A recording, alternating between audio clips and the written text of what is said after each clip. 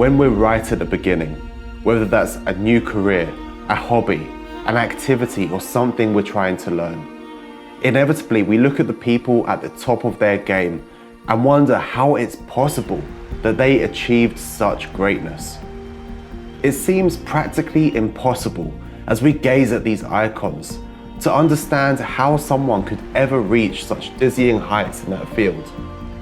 We tell ourselves, well, surely that person was born with that talent.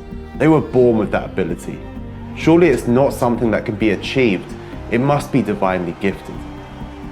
With trading and investing, this seems to be amplified even more because the markets can be brutal and it can feel like you're just not getting it right time and time again. And yet, you look at the people who have achieved what you want to achieve and they're enjoying the fruits of their labor. And there seems to be this huge gulf between the ordinary people and those who finally made it.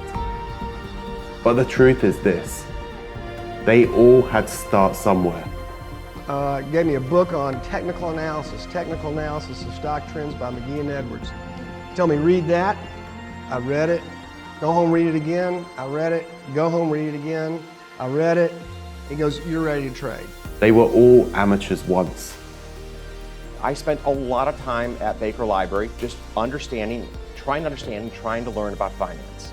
They all had their struggles and their mistakes. I had two phenomenal learning periods where I lost everything. Like I had $10,000 and went down to zero. And then I made back like $20,000 and then went down to zero. And I remember...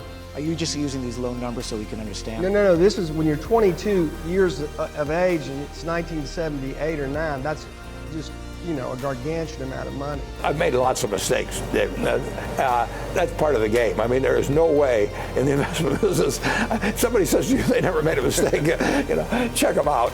They all had their moments where they felt overwhelmed. I had to let go people who I love. This is 8 years after I started Bridgewater. Wow. I was so broke that I had to borrow $4,000 from my dad in order to pay for my family bills.